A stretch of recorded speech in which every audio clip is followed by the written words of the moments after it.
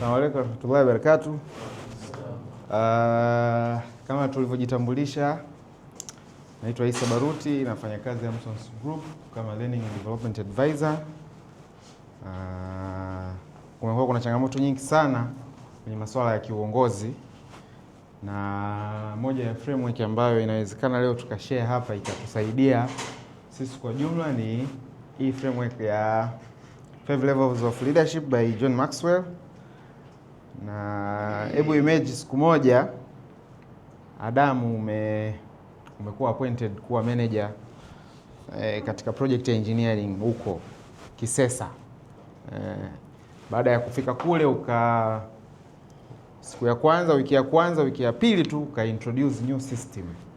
Ukabadilisha muda wa kuingia ofisini. Cancel meetings zile ambazo zinafanyika kila Jumatatu. Baada ya miezi miwili mitatu production ikapungua. Motivation za wafanyakazi zikaisha. Unafikiri kwa nini hiyo hali imetokea?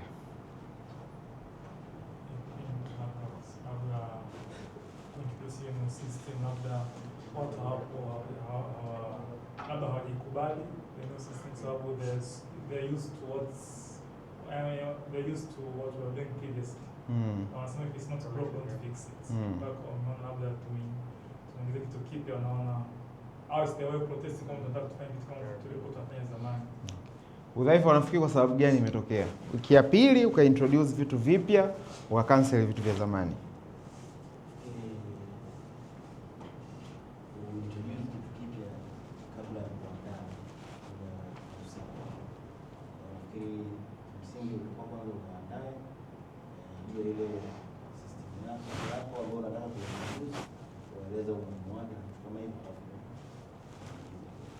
Asante sana. Sasa hii framework au tool kwanza tunatizama perspective ya leadership as a form of influence.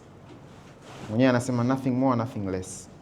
Leadership is all about influence, na hii framework inatupa picha kamili what is leadership is. Kuanzia theory na practice na namna gani ambavyo mtu anaweza kutoka kwenye stage moja kwenda kwenye stage nyingine. Lakini it's defined leading as a verb, not noun. Kwamba leadership is something that you attract people, action, not your words. Na namna gani unajenga character yako katika kuinfluence watu kwenye ofisini. Lakini it's break the leading into understandable steps kama tutakavyoziona. It's create a clear game plan how you can achieve your goals na kualign with a practical principle na values ambazo kiongozi anakuwa nazo. So hii framework inaangalia namna 5 kama leadership levels, 5 levels of leadership. Kwanza kuna position levels, kwamba you are the one ambaye umekuwa appointed kuwa manager. Dhaifa amekuwa promoted kuwa senior. Lukmani ameajiriwa kwenye kampuni B, ametoka CH amekuwa senior. So position level people follow you because they have to. They don't have an option kwa sababu wewe umeshachaguliwa kuwa kiongozi. So here is a way that people follow you because they have to. Hawana option nyingine kwa sababu wewe ndio umeshakuwa introduced kama CEO, kama manager. Level ya pili is permission level. Hapa people follow you because they want to. Kwa hiyo ukitoka kwenye position level you need to influence people, ili isiwe tu watu wanakufollow kwa sababu they have to, but they want to follow because they want to, kwa sababu wanataka. Na level ya tatu ni production level. People follow you because there's something that you do, something that you have done. Kitu gani umefanya, kwa sababu they follow you kwa sababu ya result ambazo umefanya. Na ya tatu, it's all about people development. People follow you because what you have done for them. Kitu gani umewafanyia ndio wanaweza kufollow. Na nyingine ya mwisho is pinnacle level. Kitu gani umefanya au impact gani ambayo umeleta. Sasa tukianza position level. Position level is the way that kiongozi amekuwa introduced kwenye nafasi. Hapa nilitoa mfano wa manager. Manager yule ambaye nilitolea mfano maana yake is the one ambaye yeye ametumia position, kwa sababu when you have a position gives you authorities, gives you policies, gives you resources, gives you everything kama kiongozi. So ni wewe namna gani utatumia ile nafasi yako as a leader kuweza kuimpact au kuja kujump kwenye level ya permission. And position ni it's a good place kwa sababu ina upsides zake na downsides zake. Moja upside zake ni kwamba watu wengi ambao wanakuwa wameteuliwa kuwa viongozi, maana yake they are something special ambavyo watu wameona huyu anacho. That's why amekuwa appointed kuwa kiongozi. Lakini it's a place where you can define your leadership style unataka iweje, kwa sababu people they don't know you. Lakini namna ambavyo upo kwenye position level unaweza ukajituma unataka kuwa kiongozi wa namna gani kutegemea na ile position level ambayo uko nao. Lakini it's a place ambayo it's give you invitation to grow as a leader. So na uwezi ku grow if you want to grow manake kuna kanuni moja, you must know yourself to grow yourself. So position level inakupa invitation ya wewe as a leader to grow. Na una grow kwa sababu you need to understand yourself first, then uweze kugrow. Wapi unaweza kugrow ili uwasaidie watu wengine kugrow. Na ndio maana kuna law moja inasema the law of addition, inaeleza in order to add value to others, I mean nasema the law of addition inasema in order to add value to you must add value to others, saving others. So position level na zipo downside zake. Then tuna jump kwenye permission level. Ukishatoka level ya kwanza as position level, you need to go to the permission level. Hapa you seek to build a relationship na wale ambao unawaongoza. Kwa sababu gani? Kwa sababu tayari watu wanaweza kuwa wanakuogopa kwa sababu ukitumia position yako, namna ambavyo una interact nao. Lakini here we seek for the permission ili watu wakufuate kwa sababu watake kukufuata. Na here is the place ambayo unaweza ukabuild connection, kwa sababu ili uweze kuwa na ushawishi unatakiwa kuwasiliana, na ili uweze kuwasiliana you have to connect with your people. Na connection inaenda sawa na wakati uko kwenye position, kwa sababu huwezi kuacha level moja kuja level nyingine. Zote zinaenda sawa na permission. Na permission level is where that's namna gani unaweza ukaibuild. Kwanza you can develop human centered leadership. Kwa maana inawezekana kabisa you as a leaders, peoples wakawa watu wa kwanza ukadevelop people's culture. Lakini lazima uwe una balance. Maanake watu wakawa ni moja kati ya watu wako wa mwanzo kabisa katika kuwaserve. Wanasema your first client is your employee. So make sure you treat them well, kwa sababu wale watakusaidia ku treat customers wako well.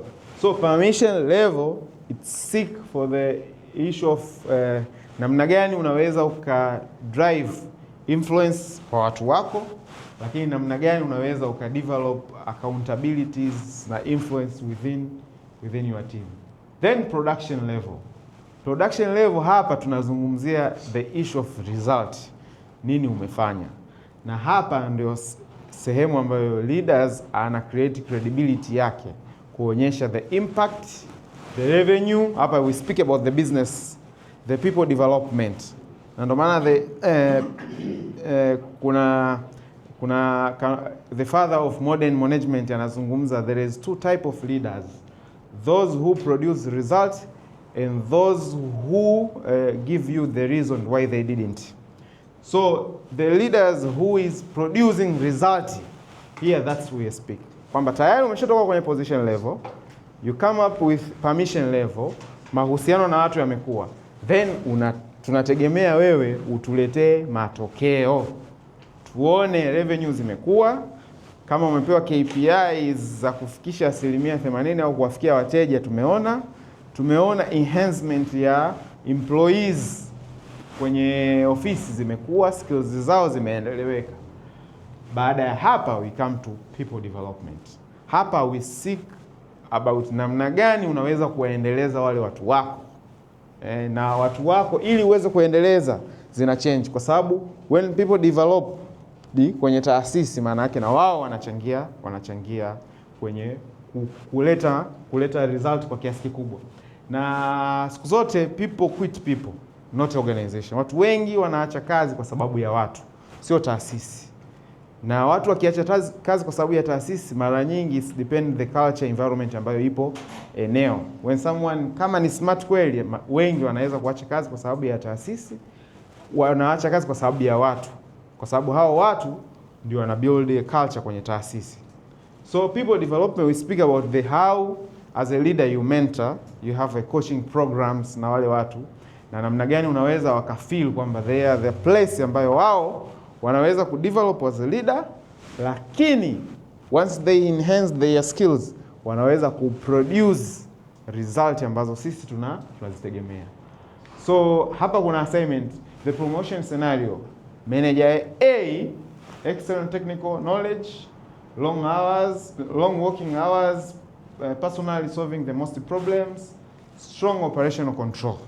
Then manager B, deliver business results, develop future leaders, improve cross-cutting functional collaboration, create system that's continuing performing without consistent supervisor. So both, they have similar experience.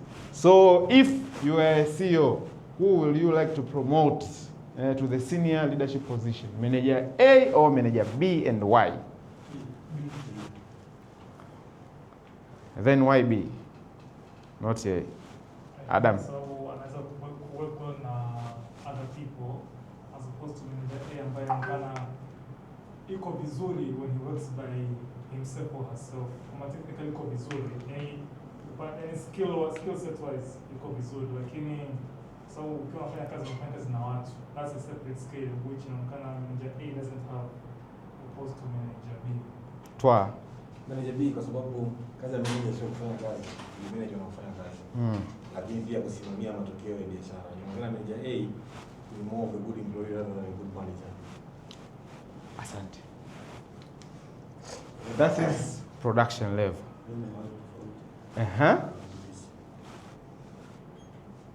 Cha kwanza labda na swali. Hizi alizonazo huyu kwa mfano kwa excellent technical knowledge. Kwa anazo hana. Na huyu hana za huyu, tunaweza tukasema hivyo. Ndio anasema hivi. Naomba niongeze swali hili. Unasema hapo chini both have similar experience. Yeah. Maana kwamba let's say for example wote wana experience ya miaka 10. Sure. Lakini huyu ana technical hivi hana. Mimi naweza nikasema it depends na kazi. Kwa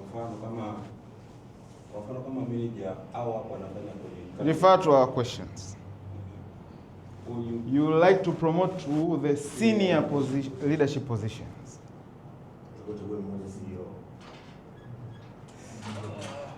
Pia kazi na depend. Kwa mfano kama nina warehouse, kazi yao ni kupanga mizigo, nitamchagua yeye. Kwa nini? Kwa sababu kazi yake ni kupanga warehouse, sio kutafuta wateja au kuongeza kabati. Okay. Let's make discussion full. So, naona majibu mengi yametoka kwenye B. Lukman alitaka kuvaa kofia nyeusi kidogo. So when we say B, kwa maana deliver business result. Na hapa ndo tulikuwa tunazungumzia kuhusiana na production hapa. So once you become a leader, maana tunataka mambo yaende, matokeo tuone.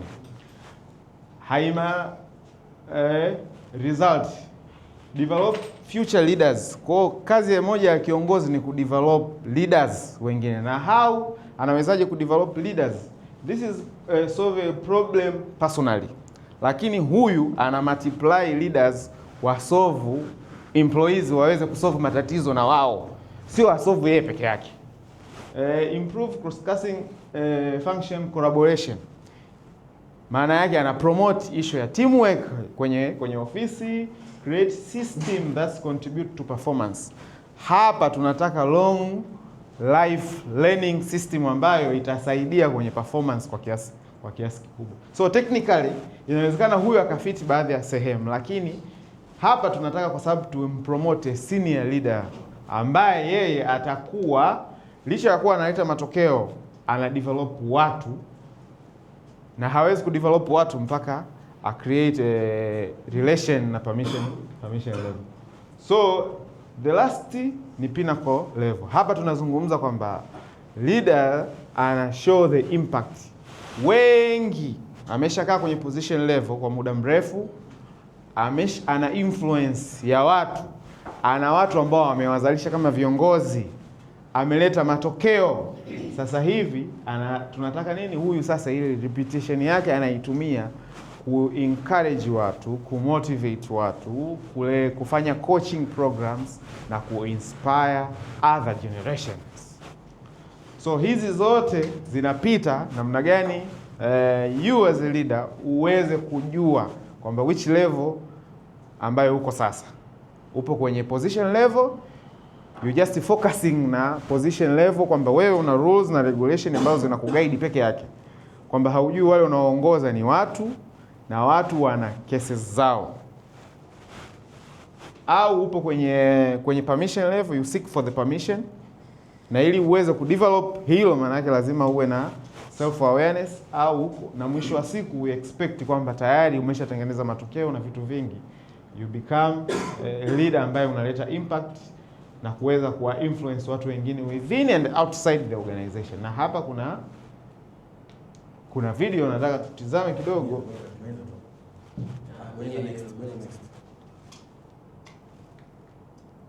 Oho, sauti.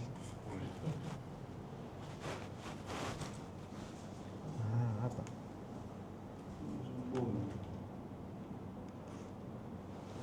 cholo ta edit. Sauti ipo.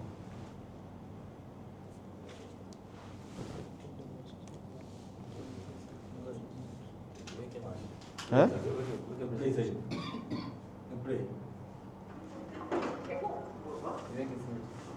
So, tell me, Francois, how was your angle?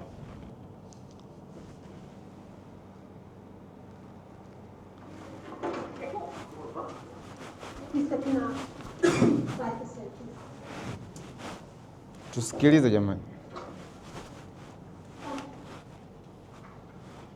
Francois, what an honor. I am so excited. Thank you for coming all this way to see me. Yes, thank you for inviting me, Mr. President. So, tell me, Francois, how was your ankle? My ankle? I was told it was hurt. Has it healed? The truth is, sir, you never really play it 100%, no matter what. I guess. In sports as in life. Please, sit. Take this one. Looking into the light hurts my eyes. Mrs. Bliss, you are a shining light in my day. Yes, sir. Mrs. Bliss, this is Francois Pinard, captain of the Springboks. Yes, Oh, no, Martinez. Shall I enforce him? No, I would prefer to do it myself. Thank you very much, Mrs. Bliss. How do you like your tea? just look, please. The English have given us many things, including rugby. But afternoon tea, that is the greatest. Here we are. Thank you, sir. You have a very difficult job. I do. I have a trading business. Captain of the Springboks.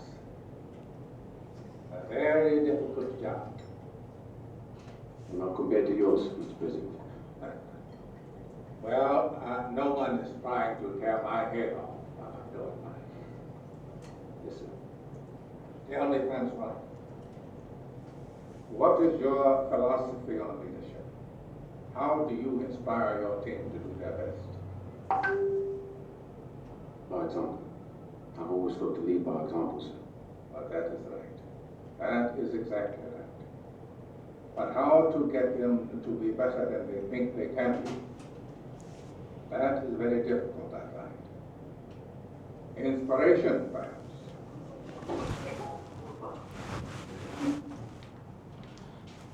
Tumeona video hapo. Hebu tuambie tumeona nini kwanza? Summary tu. Dhaifa.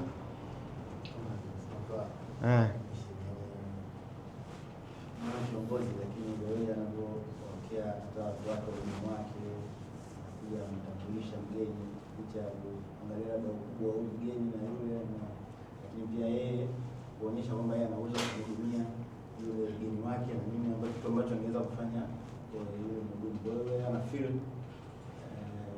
kwamba ni mtu ambaye anajali. Kachele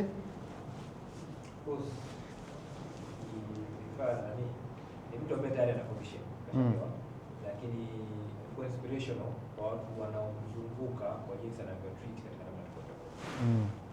Hakika mshindi wake yeye akasema kwamba ndio kila kitu kitaenda hivi, basi kwa anajitahidi kutengeneza amazement tofauti tofauti. Na reference tunadhani ni movie ya Nelson Mandela baada ya kwa hiyo maana yake amejitahidi kuweka vitu vingi tofauti, na hasa ukizingatia alikuwa kama rais, lakini bado alikuwa anafanya vitu beyond na ile position yake, na ndio huko tunafika mpaka kwenye pina kwa sababu hiyo.